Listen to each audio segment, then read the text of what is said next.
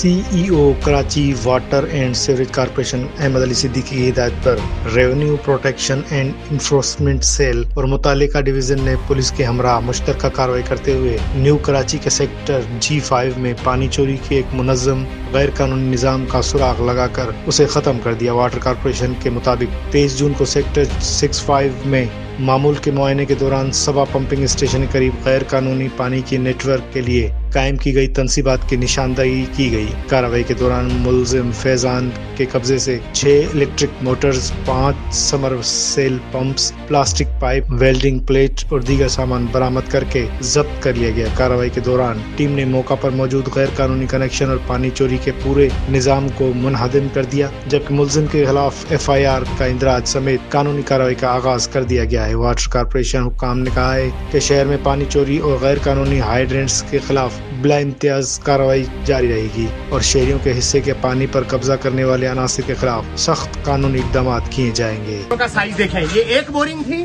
کیا؟ زمین کے اندر یہ ایک بورنگ تھی؟ یہ دکھائیں، وہ کہہ رہا ہے بورنگ کا پانی ہے، اور یہ دکھائیں موٹریں ہی موٹریں نکل رہی ہیں۔ موٹروں کا خزانہ موجود ہے، جنہوں نے عوام کے حق پر ڈاکہ مارا ہوا تھا۔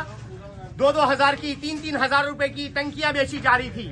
MD water board Ahmad Ali Siddiqui کا بہت شکریہ، ATC انچارج نثار مکسی کا بہت شکریہ۔ یہ دکھائیں، پورا سسٹم ریموو کرنے کے لیے آ چکے ہیں اینٹی تھیفٹ سیل والے، تاکہ عوام کو ان کے گھروں کی لائنوں میں پانی مل سکے۔ واٹر بورڈ کا بہت شکریہ۔